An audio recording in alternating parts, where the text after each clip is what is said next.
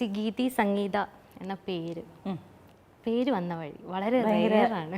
റെയറല്ലേ? ആ പണ്ട് അങ്ങനെ പേരാണോ? അല്ല അല്ല അല്ല, ആക്ച്വലി എൻ്റെ ഒഫീഷ്യൽ നെയിം സംഗീതയാണ്. എൻ്റെ ആർട്ടിസ്റ്റ് നെയിമാണ് ഗീതി സംഗീത.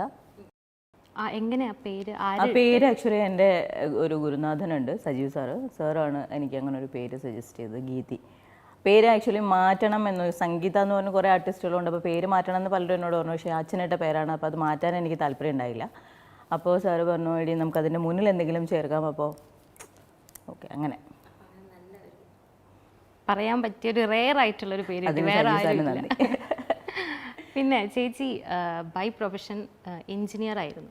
അപ്പം അതിൽ വളരെ സേഫ് ആയിട്ടുള്ള ഒരു ജോബിൽ നിന്ന് സിനിമ എന്ന് പറയുന്ന ഒരു ഇതിലേക്ക് എത്തിപ്പെട്ടത് എങ്ങനെയാണ്? അങ്ങനെ ഒരു തീരുമാനം എടുക്കുമ്പോൾ എന്തെങ്കിലുമൊക്കെ ബുദ്ധിമുട്ട്? ആക്ച്വലി സിനിമയിലേക്ക് വരാൻ വേണ്ടിയിട്ടല്ല ഞാൻ ജോലി വിട്ടത്. എഞ്ചിനീയറിങ് എനിക്ക് ഇഷ്ടമില്ലാത്തൊരു പ്രൊഫഷനായിരുന്നു. ഞാനിത് ഒരുപാട് പ്രാവശ്യം പറഞ്ഞിട്ടുണ്ട്, കേൾക്കുന്നവർക്ക് ചിലപ്പം ബോറടിക്കുന്നുണ്ടാവും. പക്ഷേ എന്നാലും ചോദിച്ച സ്ഥിതിക്ക് പറയാതെ വയ്യല്ലോ. അപ്പോൾ എനിക്കിഷ്ടമുള്ള കാര്യങ്ങൾ ചെയ്യാം. എനിക്ക് യാത്ര ഇഷ്ടമാണ്, അഭിനയം ഇഷ്ടമാണ്. അങ്ങനെയാണ് ഞാൻ ജോലി റിസൈൻ ചെയ്യുന്നത്. ഞാൻ ആദ്യം നാടകമാണ് ചെയ്തു തുടങ്ങിയത്. അതിന് ശേഷമാണ് സിനിമയിലേക്ക് ഓഡിഷൻസ് എന്ന് പറഞ്ഞൊരു വഴിയുണ്ടെന്ന് മനസ്സിലാവുന്നത്. അങ്ങനെ ഞാൻ സിനിമയിലേക്ക് വന്നു വിടുന്നത്. എൻ്റെ ആദ്യത്തെ ഓഡിഷനായിരുന്നു എൻ്റെ ആദ്യത്തെ മൂവി ക്യൂബൻ കോളനി. അതിലും ഒരു നെഗറ്റീവ്, അതിലൊരു വില്ലത്തി ക്യാരക്ടറായിരുന്നു. Okay okay. ഇപ്പം LJP സ്കൂൾ ഓഫ് സിനിമ, അതിൽ നിന്ന് എന്തൊക്കെയാണ് പഠിച്ചത്? അതിൽ നിന്ന് എന്തൊക്കെയാണ് പഠിച്ചതെന്ന് വെച്ച് കഴിഞ്ഞാൽ, ആക്ച്വലി ആക്ട് ചെയ്യുന്ന സമയത്ത് നമ്മളുടെ മനസ്സന്തരം പറയുന്ന കാര്യം ചെയ്യുക എന്നുള്ളൊരു വലിയ ലെസണാണ് ഞാൻ അതിൽ പഠിച്ചത്. അതായത് ഞാൻ എൻ്റെ ഉള്ളിൽ വേറൊരു ചെറിയൊരു തോട്ട് പ്രോസസ്സ് നടക്കണ്ടായിരുന്നു ആ സമയത്ത്. ആക്ച്വലി ഞാനൊരു ആക്ടറെ ഇങ്ങനെ പിടിക്കുന്ന ഒരു സാധനമുണ്ട്. അപ്പോൾ ആൾക്ക് ഹർട്ട് ആവരുത് എന്നുള്ള സാധനത്തിലാണ് ഞാൻ ഈ ഓടി വരുന്നത്. അപ്പോൾ സാർ അപ്പോൾ തന്നെ കട്ട് പറഞ്ഞു. സാറിന് എങ്ങനെ മനസ്സിലായെന്ന് എനിക്കിപ്പോഴും അറിയില്ല. ഇപ്പോൾ എന്നോട് പറഞ്ഞു, ഗീതി എനിക്ക് അങ്ങനെ ഒരു അഡ്ജസ്റ്റ്മെൻറ്റ് പറ്റില്ല, മനസ്സിലെന്താ തോന്നണേ അതുപോലെ ചെയ്തോ, എന്താ പറയുക, തല്ലാൻ തോന്നിയാൽ എടുത്തെറിയാൻ തോന്നിയാൽ എടുത്തെറിഞ്ഞോളൂ, അങ്ങനെ പറഞ്ഞു. അപ്പോൾ അതായിരുന്നു ആ ഒരു പാഠം. പെങ്ങള് തങ്ക തന്നെയാണോ കരിയറിൽ ഇപ്പോഴും ഏറ്റവും ഒരു ഇമ്പോർട്ടൻ്റ് ആയിട്ട് എപ്പോഴും സ്പെഷ്യൽ ആയിട്ടുള്ള ഒരു ക്യാരക്ടർ? സ്പെഷ്യലായിട്ട് കുറേ ക്യാരക്ടേഴ്സ് ഉണ്ട്. പെങ്ങള് തങ്ക ഓഫ് കോഴ്സ് എൻ്റെ അഡ്രസ്സാണ് പെങ്ങള് തങ്ക. എല്ലാവർക്കും എന്നെ പറഞ്ഞാൽ അറിയാം, ചുരുളി ഇപ്പോൾ പറഞ്ഞ പോലെ തന്നെ. പിന്നെ തുറമുഖ നാടകത്തിലെ ഉമ്മ ക്യാരക്ടർ, അത് ഭയങ്കരമായിട്ട് എനിക്ക് എൻ്റെ കരിയറിലും ഗ്രോത്ത് ഉണ്ടാക്കിയിട്ടുണ്ട്. പേഴ്സണലി എനിക്ക് ഭയങ്കര ഇഷ്ടമുള്ളൊരു ക്യാരക്ടറാണ്. പിന്നെ ഓഫ് കോഴ്സ് എൻ്റെ ഫസ്റ്റ് മൂവി ആച്ചി എന്നാണ് ആ ക്യാരക്ടറിൻ്റെ പേര്, ക്യൂബൻ കോളനിയിലെ. ആ ക്യാരക്ടർ വഴിയാണ് സത്യം പറഞ്ഞാൽ ലിജോ സാർ എന്നെ അവരുടെ മൂവിയിലേക്ക് കാസ്റ്റ് ചെയ്യുന്നത്. ആ ക്യാരക്ടർ പോസ്റ്റർ കണ്ടിട്ടാണ് സാറ് എൻ്റെ മൂവിക്ക് വരും മതിയെന്ന് തീരുമാനിക്കുന്നത്. എന്നെ കാണുപോലും ചെയ്യാതെ അങ്ങനെ ഒരു തീരുമാനം എടുത്തതിന് അദ്ദേഹത്തിന് താങ്ക് യു. ഈ നാടകത്തിൻ്റെ ഒരു ബാക്ക്ഗ്രൗണ്ട് ഉണ്ടല്ലോ, അത് ഒരു ഇപ്പം ചേച്ചിയുടെ ഉള്ളിലെ ആക്ടറിനെ ഇംപ്രൂവ് ചെയ്യാൻ എന്തുമാത്രം സഹായിച്ചിട്ടുണ്ട് ഓരോ നാടകങ്ങൾ ചെയ്യുമ്പോഴും?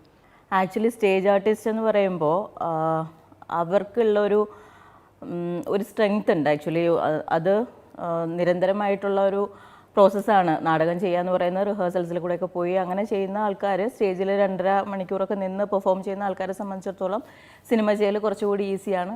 ഓഫ് കോഴ്സ് പിന്നെ ഒരു സ്റ്റേജ് ഫിയറോ അല്ലെങ്കിൽ ഒരു എന്താ പറയുക, മൊത്തത്തിൽ കുറച്ചുകൂടി എന്താ പറയുക, നമുക്ക് ഇത് കുറച്ചുകൂടി ലളിതമായൊരു പ്രോസസ്സായിട്ട് തോന്നാറുണ്ട്. എൻ്റെ കാര്യമല്ല ഞാൻ പറയുന്നത്, മൊത്തത്തിൽ നാടകക്കാരെ സംബന്ധിച്ചിടത്തോളം അല്ലെങ്കിൽ അങ്ങനെ സ്റ്റേജ് ആർട്ടിസ്റ്റായിട്ട് പിന്നെ മൂവിയിലേക്ക് വരുന്ന ആൾക്കാർക്ക് കുറച്ചുകൂടി ഈസിയാണെന്ന് തോന്നിയിട്ടുണ്ട്.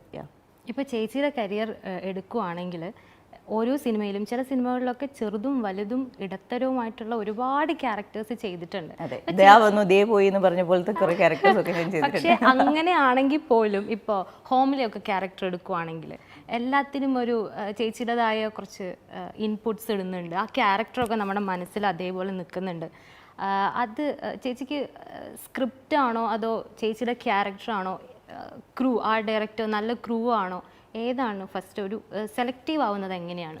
ഞാൻ സെലക്റ്റീവ് അല്ല, ഞാൻ തീരെ സെലക്റ്റീവ് അല്ല. ആക്ച്വലി എനിക്ക് വന്നിട്ടുള്ള മൂവീസൊക്കെ ഓൾമോസ്റ്റ് ചെയ്തിട്ടുണ്ട് എന്നാണ് എൻ്റെ വിശ്വാസം. ഞാൻ അങ്ങനെ സെലക്റ്റീവ് അല്ല. അപ്പോൾ ഈ പറഞ്ഞ പോലെ ഈ ഒരു സീനൊക്കെ ചെയ്യുന്ന എന്തിനെന്ന് പലരും ചോദിക്കാറുണ്ട്. പക്ഷെ എന്നെ സംബന്ധിച്ച് ആ ഒരു സീനിൽ എനിക്ക് എന്തെങ്കിലും ചെയ്യാനുണ്ടെങ്കിൽ, എനിക്ക് മീൻസ് ഗീതി എന്ന് പറഞ്ഞൊരു ആർട്ടിസ്റ്റിൽ ആ ഒരു ക്യാരക്ടറിന് അവിടെ എന്തെങ്കിലും ചെയ്യാനുണ്ടെങ്കിൽ ഞാൻ അത് ചെയ്യാൻ തയ്യാറാണ്. പിന്നെ നല്ല ടീമുകളുടെ കൂടെ വർക്ക് ചെയ്യുക എന്നുള്ളതാണ് ഞാൻ ബേസിക്കായിട്ട് കാണുന്ന ഒരു കാര്യം. ഒരു ആക്ടറിൻ്റെ ടൂൾ എപ്പോഴും ഒരു ബോഡിയാണ് ആണല്ലോ. അപ്പോൾ അതിലിപ്പോൾ ചേച്ചിക്ക് അഭിനയത്തോടൊപ്പം തന്നെ അഭിനയവും അതേപോലെ ചേച്ചിയുടെ സൗണ്ടിന് എപ്പോഴെങ്കിലും നല്ല രീതിയിൽ കോംപ്ലിമെന്റ്സ് കിട്ടിയിട്ടുണ്ടോ? വളരെ പിന്നെ നല്ലൊരു ഉറപ്പായിട്ടും എൻ്റെ ശബ്ദമാണ് ആദ്യം ശ്രദ്ധിക്കപ്പെട്ടത് ചുരുളിയിൽ കൂടി. അതിനുശേഷമാണ് ചുരുളി മൂവി ഇറങ്ങിയതും പെങ്ങള് തങ്കയൊക്കെ കുറിച്ച് ചർച്ച ചെയ്യപ്പെട്ടത്. ആദ്യം ആ വോയിസ് ഓവർ ആ മൂവിയുടെ ട്രെയിലറിൽ കൂടി എൻ്റെ ശബ്ദമാണ് ആദ്യം ശ്രദ്ധിക്കപ്പെട്ടത്. ഇത് ആരുടെ ശബ്ദം എന്നുള്ളൊരു ടോക്ക് വരെയും അങ്ങനെയാണ് ഞാൻ സത്യം പറഞ്ഞ ഗീതി എന്ന് പറഞ്ഞ ഒരാളിനെ പെട്ടെന്നൊരു ഒരു എല്ലാവരും ഇങ്ങനെ നോട്ട് ചെയ്തത് എൻ്റെ ശബ്ദത്തിൽ കൂടിയാണ്. ഇപ്പം ചെമ്പൻ വിനോദ്, വിനയ് ഫോർട്ട്, ജാഫർ ഇടുക്കി അവരുടെ കൂടെയാണല്ലോ ഏറ്റവും കൂടുതൽ ചുരുളിയിൽ കോമ്പിനേഷൻസ്.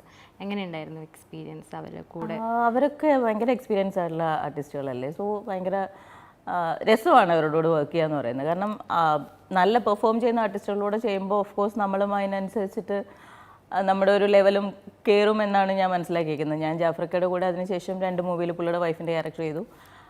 ചെമ്പൻചാണ്ടിൻ്റെ കൂടെ ചെയ്തിട്ടുണ്ടായിരുന്നു ഇടിമഴ കാറ്റെന്ന് പറഞ്ഞൊരു മൂവി പുള്ളിയുടെ പേരായിട്ട്. ആ മൂവി ഇറങ്ങാനിരിക്കുന്നേ ഉള്ളൂ.